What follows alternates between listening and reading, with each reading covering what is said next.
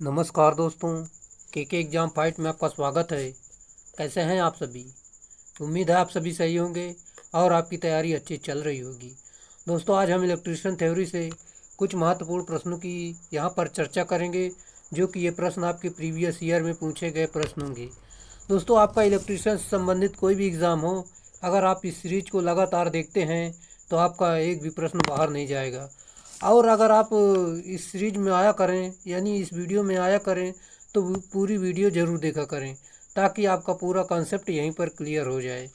चलिए, आपका ज़्यादा टाइम न लेते इन प्रश्नों की शुरुआत करते हैं। उससे पहले मैं आपको बताना चाहता हूँ, अगर आप चैनल पर नए हैं, चैनल को सब्सक्राइब कर लीजिए और अपने दोस्तों में शेयर कर दीजिए। वीडियो अच्छा लगे तो वीडियो को लाइक ज़रूर करें। और अगर आप हमारी पिछली सारी वीडियो देखना चाहते हैं तो अभी वीडियो के अंत में प्लेलिस्ट का लिंक मिलेगा, आप उस पर क्लिक करके सारी वीडियो आसानी से देख सकते हैं, वो भी निःशुल्क। चलिए शुरुआत करते हैं। जैसे कि धारिता निम्न में से किससे प्रभावित नहीं होती है? सही उत्तर जो कि आवृत्ति से प्रभावित नहीं होती, जबकि प्लेट का क्षेत्रफल से प्रभावित होती, प्लेटों के बीच की दूरी से प्रभावित होती, अपरिचालित पदार्थ से प्रभावित होती है। देखते हैं यहाँ पर, धारिता आवृत्ति से प्रभावित नहीं होती है। अन्य सभी जैसे कि प्लेट का क्षेत्र, प्लेटों के बीच की दूरी और अपरिचालक पदार्थ पर निर्भर करता है, क्योंकि हम जानते हैं कि C बराबर एप्सिलॉन A अपान D होता है। चलिए, ये आपको जरूर याद होना चाहिए फार्मूला। अगला प्रश्न। एक संधारित्र 0.04 mm का पट्टिका पृथक्करण पूर्णतः परावैद्युत माध्यम से भरा हुआ है।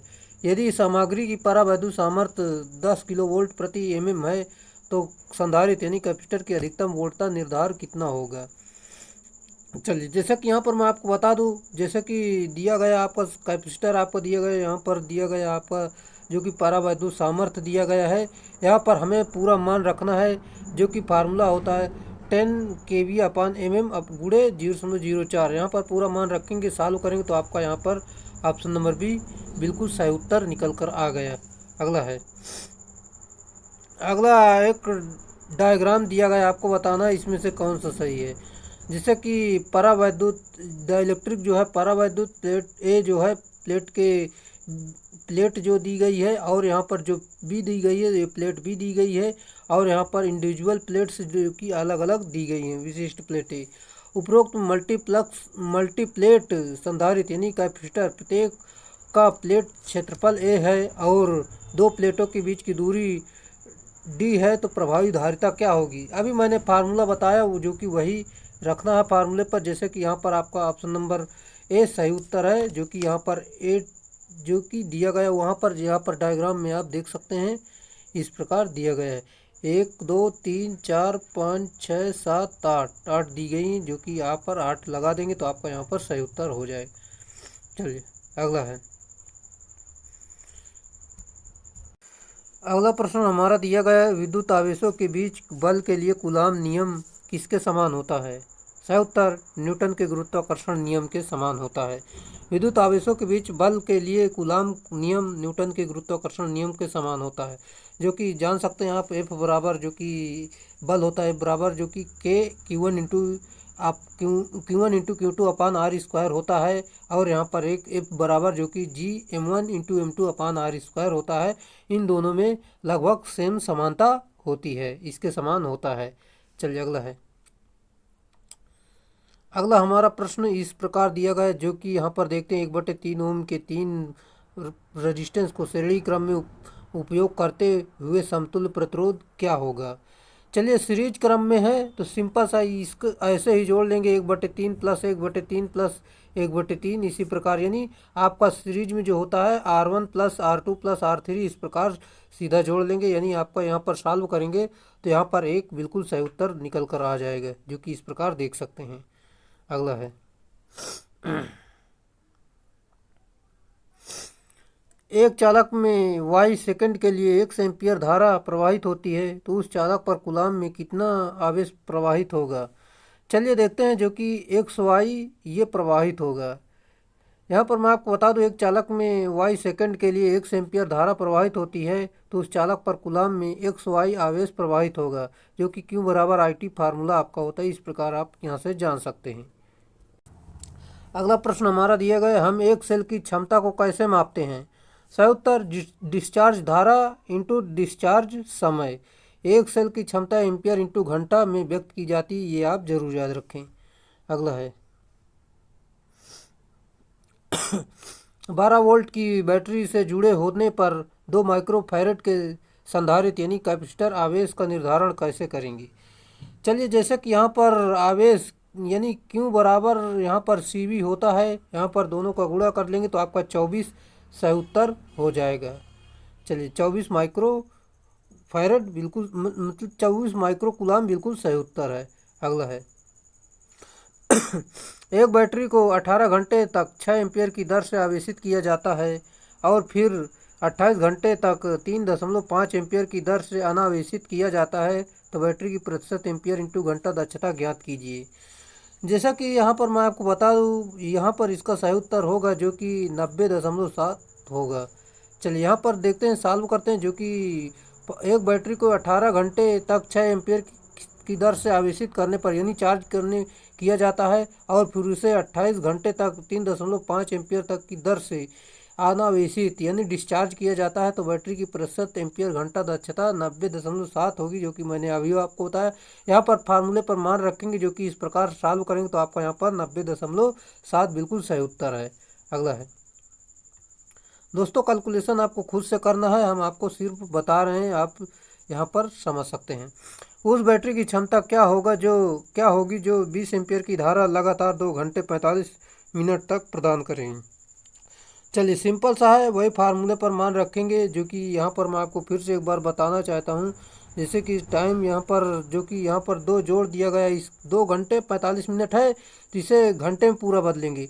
दक्षता आपकी होती है एम्पियर इंटू आवर, यानी दोनों का गुणा कर देंगे घंटे में बदल के, फिर इसका सॉल्व कर लेंगे तो आपको 55 एम्पियर आवर बिल्कुल सही उत्तर निकल कर आ जाएगा, जो कि इस प्रकार जान सकते हैं। अगला हमारा प्रश्न दिया गया, पूर्ण रूप संतृप्त वैद्युत चुंबक के चुंबकित अभिवाह को डैश डैश बढ़ाया जा सकता है। सही उत्तर टर्नों की संख्या बढ़ाकर यानी वर्तनों की संख्या बढ़ाकर बढ़ाया जा सकता है। संतृप्त विद्युत चुंबक के चुंबकीय अभिवाह को वर्तन यानी टर्न संख्या को बढ़ाकर बढ़ाया जा सकता है।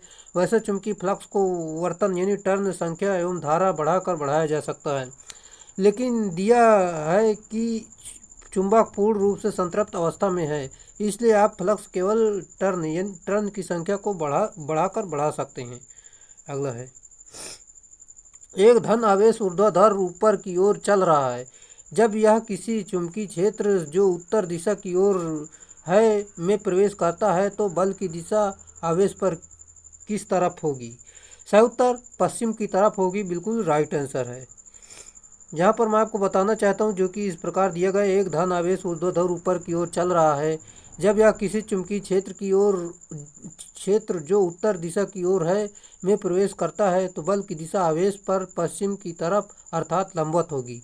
यह दाहिने हाथ की हथेली के नियम से संबंधित होता है। अगला है, एक परिनालिका से स्थिर धारा प्रवाहित होती है। अगर एक कच्चे लोहे के गट्ठर को कुंडली के रूप में डुबो दिया जाए तब परिनालिका के अंदर चुंबकीय क्षेत्र होगा।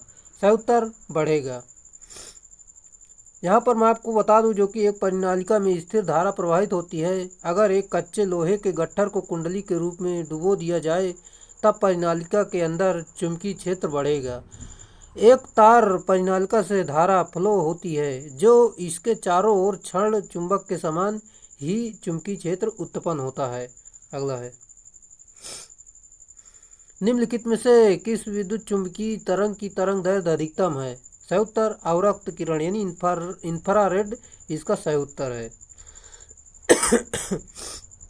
यहाँ पर मैं आपको बता दूं, जैसे कि अवरक्त किरण यानी इंफ्रारेड की तरंग दैर्ध्य अधिकतम होती है तथा आवृत्ति जो है न्यूनतम होती है। गामा तरंग यानी गामा वेव की तरंग दैर्ध्य सबसे कम, उसके बाद एक्स किरणों की, फिर परावैंगनिक किरणों की, इससे ज़्यादा दृश्य प्रकाश तरंग की तरंग दैर्ध्य होती है। सबसे ज़्यादा अवरक्त किरण की होती है। अगला है, अगला आपका चुंबकीय क्षेत्र है, आपको बताना इसमें से कौन है। दोस्तों इसमें से जो चुंबकीय क्षेत्र होता है वो दक्षिणी भी होता है, उत्तरी होता है, यानी ये दोनों मिलाकर इसका सही उत्तर है। वो तीसरा ऑप्शन यहाँ पर दिया नहीं गया है, जो कि दक्षिणी और उत्तरी बिल्कुल दोनों सही उत्तर हैं। जैसा कि चित्र में कौन से प्रकार का ड्रिलिंग दर्शाया गया है। सही उत्तर हैंड आगर ड्रिलिंग को दर्शाया गया है। चलिए कुछ जानकारी मैं आपको बता दूं, जैसे कि दिया गया है ड्रिलिंग हैंड आगर ड्रिलिंग है, इसे बृहत स्तर के अनुप्रयोगों के लिए प्रयुक्त किया जाता है। इसका अनुप्रयोग बृहत उद्योगों अथवा कल कारखानों में होता है। अगला है टेबल टूल ड्रिलिंग के लिए निम्न में से किसकी आवश्यकता नहीं होती है। सही उत्तर बेलर्स की। केबल टूल ड्रिलिंग के लिए ड्रिल बिट, स्क्वायरल सॉकेट तथा ड्रिल स्टेम की आवश्यकता होती है। यह सभी उपकरण केबल स्थापना हेतु प्रयुक्त किया जाता है। यानी आपकी बेलर्स की आवश्यकता नहीं हो तो ड्रिल बिट की आवश्यकता होती है, ड्रिल स्टेम की आवश्यकता होती है, स्क्वायरल सॉकेट की आवश्यकता होती है। अगला हमारा जो कि इस प्रकार दिया गया है, छिद्र करते समय शीतलक की आवश्यकता होती है क्योंकि। सही उत्तर बर्मा तथा जाप दोनों को ठंडा रखा जा सके, ये बिल्कुल सही उत्तर है। छिद्र को ठंडा करते समय शीतलक कुंडलियों की आवश्यकता होती है क्योंकि इससे बर्मा तथा जाप को ठंडा रखा जाता है, क्योंकि उच्च ताप धात्विक भंगुरता का कारण बन सकता है। अगला है सभी विकल्प का चयन करना है। यहाँ पर आपको बताना है ये क्या दिया गया है। सही उत्तर जो कि एक वेव दी गई है, बिल्कुल सही उत्तर, यानी एक टांग बिल्कुल सही उत्तर है। टांग दिया गया है जो कि यहाँ पर दिया गया है। अगला हमारा दिया गया बरमाई के अंत में सॉकेट से बर्मा को आसानी से हटाने के लिए किस उपकरण का उपयोग किया जाता है। सही उत्तर अधिछिद्रक यानी ड्रिफ्ट का प्रयोग करते हैं। अगला हमारा प्रश्न है एक कॉइल 100 वोल्ट 50 हर्ट्ज सप्लाई के क्रॉस जो है जुड़ी है, यदि परिपथ का प्रतिबाधा 10 ओम है हो तो परिपथ से प्रवाहित होने वाली धारा क्या होगी। धारा बराबर फार्मूला होता है आपका यानी आई बराबर वोल्टेज बटे प्रतिबाधा। प्रतिबाधा जो दी गई है यहाँ पर वोल्टेज का मान 100 दिया गया, प्रतिबाधा का मान 10 दिए गए। यहाँ पर सॉल्व करेंगे तो आपका यहाँ पर 10 यानी ऑप्शन नंबर सी बिल्कुल सही उत्तर हो जाएगा। अगला हमारा प्रश्न दिया गया यदि परिपथ का प्रतिरोध और प्रतिबाधा प्रत्येक 10 ओम है तो इसका शक्ति गुणांक होगा। सही उत्तर इकाई होगा, जो कि यहाँ पर देख सकते हैं रेजिस्टेंस भी कट जाएगा और यहाँ पर जो प्रतिबाधा दी गई है 10/10 यहाँ पर 1 हो जाएगा, काट देंगे तो। चलिए अगला है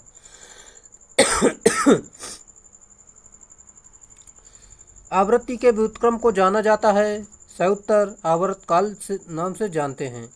आवृत्ति का व्युत्क्रम आवर्तकाल होता है। 1 सेकंड में किए गए कंपनों की संख्या को आवृत्ति कहते हैं। इसे प्रति सेकंड या हर्ट्ज से मापते हैं। आवृत्ति बराबर 1/, आवर्तकाल होता है। जैसा कि यहाँ पर मैं आपको बता दूं, व्यवहार्यता पुनर्योजी आरोधन का उपयोग दृष्ट धारा मोटर में कब किया जाता है। सही उत्तर जब भार में प्रत्यावस्थान विशेषताएं होती है, ये बिल्कुल सही उत्तर है। व्यवहार्यता पुनर्योजी आरोधन का उपयोग दृष्ट धारा मोटर में प्रत्यावस्थान के लिए किया जाता है। अगला है डीसी मोटर के छुटपुट ह्रास का मापने के लिए निम्न में से कौन से परीक्षण प्रयुक्त किए जा सकते हैं। सही उत्तर रनिंग डाउन टेस्ट का प्रयोग करते हैं। रिटार्डेशन या रनिंग डाउन टेस्ट मोटर और जनरेटर को अलग करने के लिए लागू होती है। इसके द्वारा स्ट्रे नुकसान के लिए किया जाता है। दिए गए लोड पर आर्मेचर को शंट कॉपर लॉस जानकर दक्षता का पता लगाया जा सकता है। यह शंट मोटर व जनरेटर काम में लिया जाता है। अगला है निम्न में से कौन सा परीक्षण डीसी शंट मोटर पर रनिंग डाउन परीक्षण भी कहते हैं।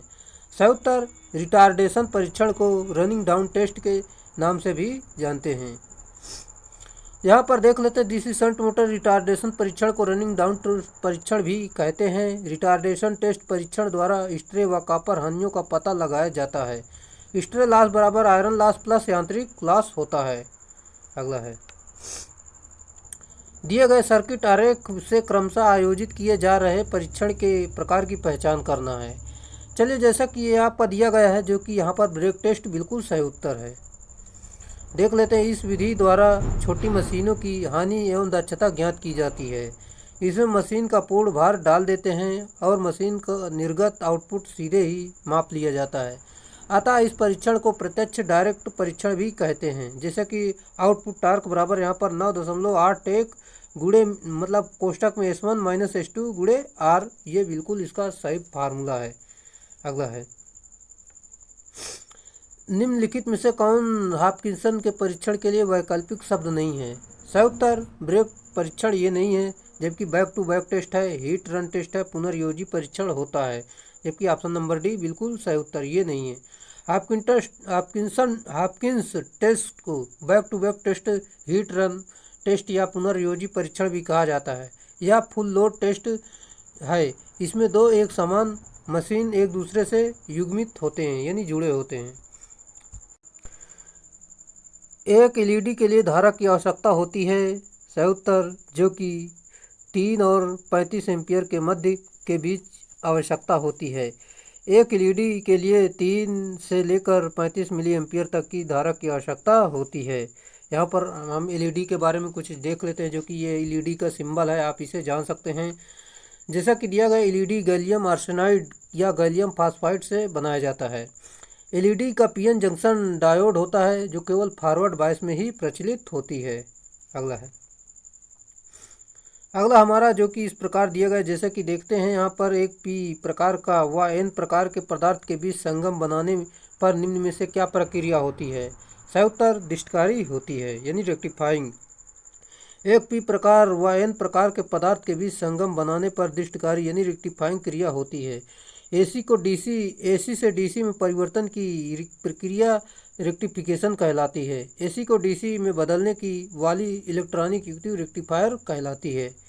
अगला है, जब एक अर्धचालक को गर्म किया जाता है तो इसकी चालकता सही उत्तर बढ़ती है। अगला प्रश्न हमारा दिया गया, फ्रैक्शनल हार्स पावर मोटर एक अल्टरनेटिंग करंट यानी एसी मोटर होती है, जिसकी आउटपुट रेटिंग डैश होती है। सही उत्तर 746 वाट या कम होती है। चलिए दोस्तों, अगर आप इसी तरह के सारे प्रश्नों को देखना चाहते हैं, जो कि हमने सभी टॉपिक को कवर किया है, और अगर आप ये सारी वीडियो देखना चाहते हैं तो आप हमारी प्लेलिस्ट का लिंक देख सकते हैं, जो कि अभी वीडियो के अंत में लगेगा। आप उस पर क्लिक करके सारी वीडियो आसानी से देख सकते हैं, जो कि निःशुल्क है। और जो कि इसमें हमने ऐसे प्रश्नों को रखा है जो कि अगर एक बार आ गया तो वो दोबारा उस वीडियो में, कोई भी वीडियो में दोबारा प्रश्न वो वाला नहीं आएगा। सभी प्रश्न अपने आप में अलग अलग हैं। ये नहीं है कि हम एक ही प्रश्न को बार बार कई वीडियो में पढ़ाते हैं, ऐसा नहीं है। सभी अपने आप में अलग अलग प्रश्न हैं। आप पूरी वीडियो ज़रूर देखें ताकि आपके सारे प्रश्न क्लियर हो जाएं और आप आसानी से एग्ज़ाम में पूरे प्रश्न कर पाओ और आपका सिलेक्शन निश्चित हो पाए। चलिए, विभक्त फेज मोटर में चालक कुंडली में डैश होता है। सही उत्तर उच्च एल और निम्न आर होता है। विभक्त फेज चालक कुंडली में उच्च प्रेरकत्व और निम्न रेजिस्टेंस होता है। अगला है, किसी एंगल फेज मोटर की चक्रण दिशा को डैश के द्वारा बदला जा सकता है। सही उत्तर चाल या प्रारंभिक यानी रनिंग या स्टार्टिंग वाइंडिंग के टर्मिनलों को बदल कर किया जा सकता है। अगला है, किसी एकल फेज मोटर की चक्रण दिशा को चाल या प्रारंभिक वाइंडिंग टर्मिनलों में के बदलाव के द्वारा बदला जा सकता है। यदि दोनों वाइंडिंग को एक साथ ही परिवर्तन कर दिया जाए तो यथावत रूप से जारी रहेंगी, क्योंकि फ्लक्स परिवर्तन नहीं होगा। अगला है, सिंगल फेज मोटर के स्टेटर में एक लेमिनेटेड आयरन कोर के ऊपर दो वाइंडिंग्स होते हैं। यह दो वाइंडिंग्स लंबवत रूप से लगे हुए हैं। इन पर से एक मुख्य वाइंडिंग है और दूसरा क्या है? सही उत्तर दूसरा जो है ऑक्सिलरी वाइंडिंग होती है। सिंगल फेज मोटर के स्टेटर में एक लेमिनेटेड आयरन कोर के ऊपर दो वाइंडिंग होती हैं। यह दो वाइंडिंग लंबवत रूप से लगे होते हैं। इसमें एक मुख्य वाइंडिंग या रनिंग वाइंडिंग बोल सकते हैं, दूसरी जो है स्टार्टिंग या ऑक्सिलरी वाइंडिंग बोलते हैं। ऑक्सिलरी वाइंडिंग में संधारित्र यानी कैपेसिटर संयोजित रहता है और पावर फैक्टर सुधार के साथ आरंभ में टॉर्क भी प्रदान किया जाता है। अगला है, एक सिंगल फेज एसी मोटर को स्वपरिवर्तित यानी सेल्फ स्टार्टिंग बनाने के लिए डेड डैश को मुख्य वाइंडिंग में जोड़ने की आवश्यकता होती है। सही उत्तर जो कि ऑक्सिलरी वाइंडिंग में यानी सहायक वाइंडिंग में जोड़ने की आवश्यकता होती है। एक सिंगल फेज एसी मोटर को स्वपरिवर्तित यानी सेल्फ स्टार्टिंग बनाने के लिए सहायक या ऑक्सिलरी वाइंडिंग प्रयोग किया जाता है, जिसमें संधारित्र यानी कैपेसिटर संयोजित कर आरंभिक फेज शिफ्ट प्रदान किया जाता है। जैसा कि अगला हमारा प्रश्न दिया गया, अर्धचालक सामग्रियां न चालक है और न ही विद्युत रोधी हैं। अर्धचालक की चालकता बढ़ाने का एक उपाय है। सही उत्तर अशुद्ध अणुओं को जोड़कर इसको बढ़ाया जा सकता है। चलिए देखते हैं यहाँ पर, अर्धचालक सामग्री ना तो चालक है और न ही अचालक है यानी विद्युत रोधी है। अर्धचालक की चालकता बढ़ाने का एक उपाय अशुद्ध अणुओं को जोड़ते हैं। जिन पदार्थों की चालकता का स्तर चालकों एवं अचालकों के बीच होता है वे अर्धचालक कहलाते हैं। इन पदार्थों की परमाणुओं की अंतिम कक्षा में प्रायः 4 इलेक्ट्रॉन होते हैं। अगला है, डायोड OA79 का कौन सा सिरा कैथोड के रूप में पहचाना जाता है। सही उत्तर एक सिरे पर रंगीन पट्टी वाला से पहचाना जाता है। अगला है, निम्नलिखित में से कौन सा पदार्थ अर्धचालक की भांति प्रयोग किया जाता है। सही उत्तर सिलिकॉन जो है अर्धचालक की तरह प्रयोग करते हैं। इसके साथ जर्मेनियम भी होता है, उसको भी अर्धचालक के रूप में प्रयोग करते हैं। सिलिकॉन पदार्थ अर्धचालक की भांति प्रयोग किया जाता है। सिलिकॉन अर्धचालक पदार्थ के रूप में प्रयोग होता है तथा तांबा चालक के रूप में प्रयोग होता है। प्लास्टिक एक विद्युत रोधक यानी इंसुलेशन पदार्थ होता है, विद्युत रोधी होता है। डायोड की मुख्य विशेषता यह है कि सही उत्तर यह केवल एक ही दिशा में धारा प्रवाह होने देता है। चलिए देखते हैं यहाँ पर, जिसे कि डायोड केवल एक ही दिशा में धारा को प्रवाह होने देता है, अर्थात यह फॉरवर्ड बायस में होता है, तभी यह विद्युत धारा का प्रवाह करता है। रिवर्स स्थिति में इसमें कोई धारा प्रवाहित नहीं होती है।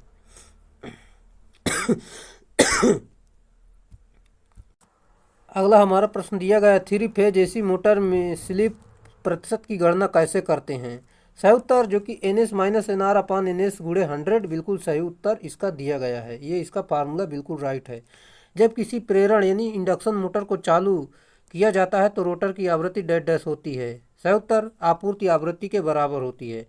3 फेज इंडक्शन मोटर की चालू होने के समय रोटर आवृत्ति प्रदाय आवृत्ति के बराबर होती है, क्योंकि उस समय रोटर विराम होगा तथा संलग्न स्लिप का मान इकाई हो जाएगा। अगला है,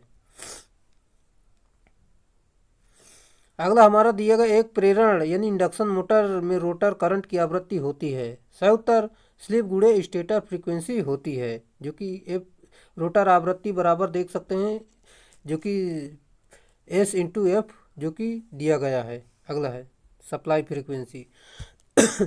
4 पोल और 3 phase 50 hertz induction motor 1455 RPM की गति से चलती है। इस स्थिति में घूर्णक यानी रोटर में प्रेरित EMF की आवृत्ति कितनी होगी। चलिए इसे सॉल्व करते हैं, जो कि यहाँ पर NS बराबर होता है आपका 120 F/P। यहाँ पर आवृत्ति आपकी 50 दी, 50 रखेंगे, पोल्स की संख्या 4 दी गई, 4 रख देंगे, NS निकाल लेंगे तो आपका 1500 आ जाएगा। फिर हमें स्लिप निकालना है, जो कि यहाँ पर स्लिप निकालेंगे तो NS-NR/NS होता है। यहाँ पर रख के स्लिप निकाल लेंगे, जो कि 3% आ जाएगा। फिर इसके बाद हमें आवृत्ति निकालनी, जो कि आवृत्ति निकालने का फार्मूला होता है रोटर फ्रीक्वेंसी बराबर सप्लाई फ्रीक्वेंसी इंटू स्लिप होता है। फार्मूले पर मान रखेंगे, सॉल्व करेंगे तो आपको यहाँ पर ऑप्शन नंबर C बिल्कुल राइट आंसर हो गया। अगला है, जब एक इंडक्शन मोटर का रोटर समान गति प्राप्त कर लेता है तो उसमें उत्पन्न आवृत्ति होगी। सही उत्तर कम हो जाती है। जब इंडक्शन मोटर रोटर समान गति प्राप्त कर लेता है तो उत्पन्न आवृत्ति कम हो जाती है एवं रोटर आवृत्ति का मान सिंक्रोनस आवृत्ति से बहुत कम होता है।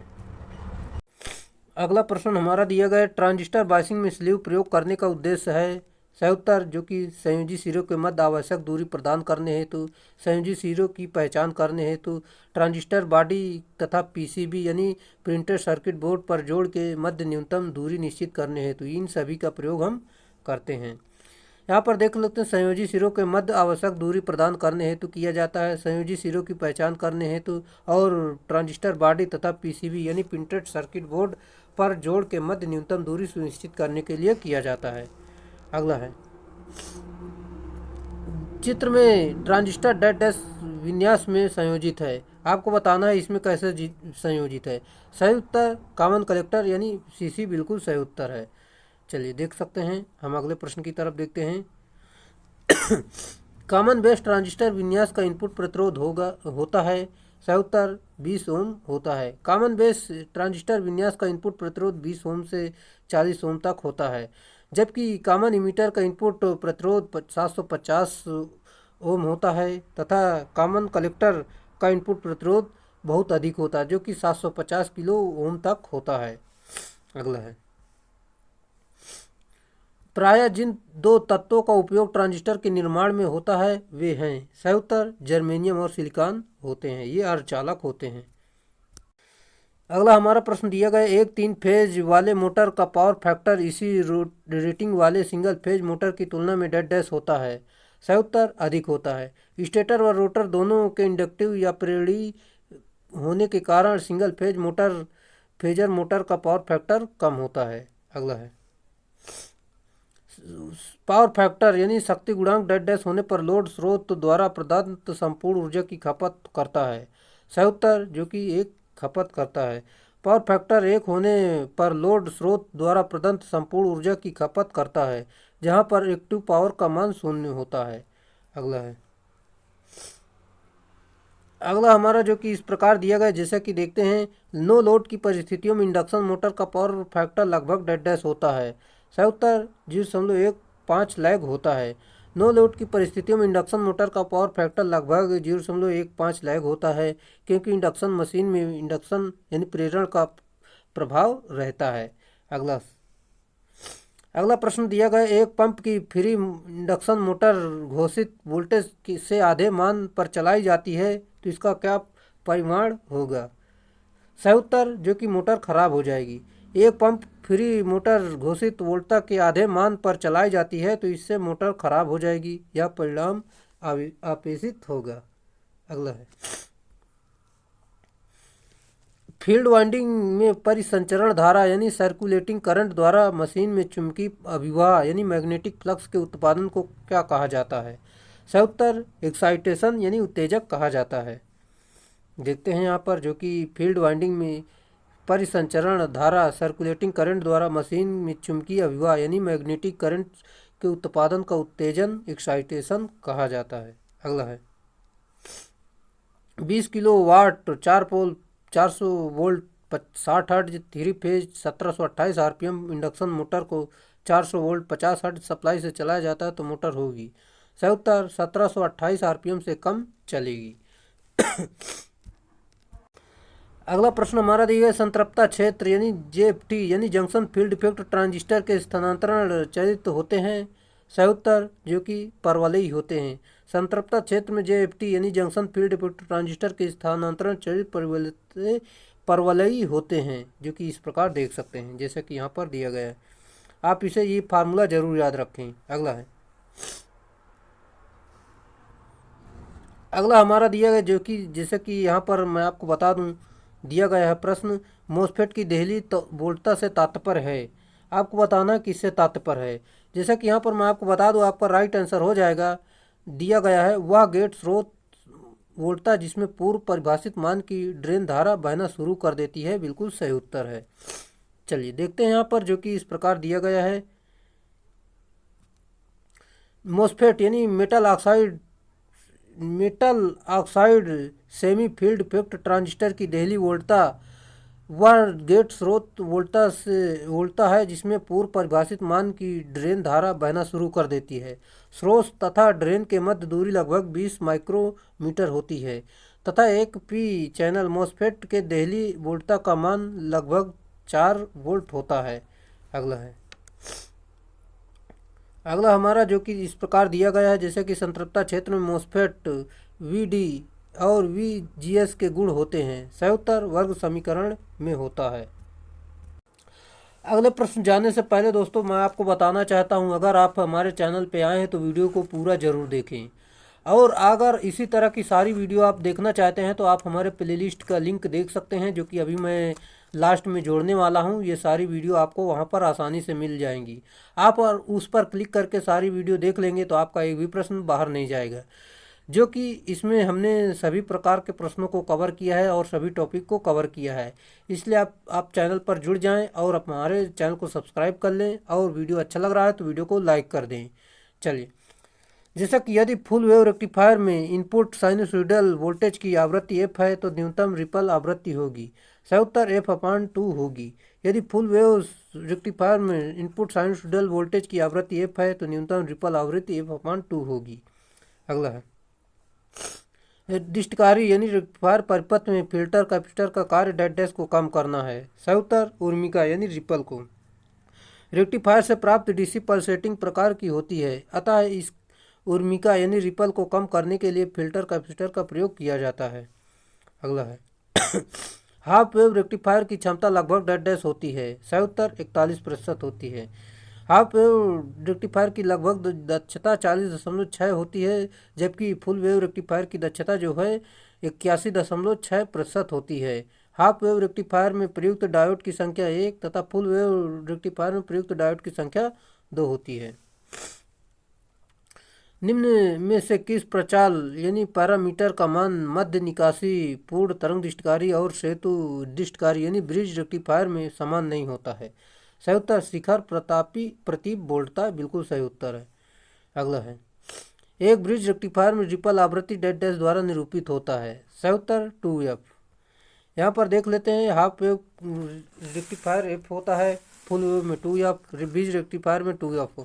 रेक्टिफायर में प्राप्त आउटपुट से प्राप्त प्रति सेकंड पल्सेस की संख्या रिपल आवृत्ति कहलाती है। अगला, एक पूर्ण तरंग दृष्टिकारी एक ज्यावक्रीय एसी वोल्टता को एक स्पंदनशील डीसी वोल्टता में परिवर्तित करता है तो आपूर्ति आवृत्ति के संदर्भ में इसकी निर्गम आवृत्ति क्या होगी, सही उत्तर आपूर्ति आवृत्ति की दोगुनी होगी। एक पूर्ण तरंग दृष्टिकारी एक ज्यावक्रीय एसी वोल्टता को एक स्पंदनशील डीसी वोल्टता में परिवर्तित करता है। आपूर्ति आवृत्ति के संदर्भ में इसकी निर्गम आवृत्ति आपूर्ति आवृत्ति की दोगुनी होगी। अगला हमारा प्रश्न दिया गया जो कि ट्रांसफार्मर के कार्य करने का सिद्धांत क्या है, सही उत्तर म्यूचुअल इंडक्शन यानी अन्योन्य प्रेरण के सिद्धांत पर कार्य करता है। जैसा कि यहाँ पर मैं आपको बता दूं, ट्रांसफार्मर म्यूचुअल इंडक्शन के सिद्धांत पर कार्य करता है। म्यूचुअल इंडक्शन प्रेरण मोटर के मतलब प्रेरण के अनुसार जब प्राइमरी वाइंडिंग के चारों ओर बदलता हुआ चुंबकीय क्षेत्र बनता है तो इसे चुंबकीय क्षेत्र के मध्य एक सेकेंडरी वाइंडिंग में ईएमएफ उत्पन्न हो जाता है, जबकि दोनों वाइंडिंग के मध्य किसी भी प्रकार का विद्युतीय संबंध नहीं होता है। चलिए, अगला है, अगला हमारा दिया गया ट्रांसफार्मर रेटेड वोल्टेज से जुड़ा हुआ है, भिनभिनाहट हमिंग की आवाज़ करता है तो इसका कारण क्या है, सही उत्तर कोर का कंपन इसका कारण होता है। यहाँ पर मैं आपको बता दूं, ट्रांसफार्मर रेटेड वोल्टेज से जुड़ा होने पर कोर के कंपन के कारण आवाज़ करता है। ट्रांसफार्मर मैकेनिकल वाइब्रेशन यानी मैग्नेटोस्ट्रिक्शन के कारण होता है। यांत्रिक कंपन का साइज, लेमिनेशन गेज और लेमिनेशन टाइट थिकनेस कंपनी सभी प्रकार के गुणांक पर निर्भर करता है। अगला है, ट्रांसफार्मर शॉर्ट सर्किट टेस्ट का मुख्य उद्देश्य क्या निर्धारित करना है, सही उत्तर कॉपर लॉस को निर्धारित करना होता है।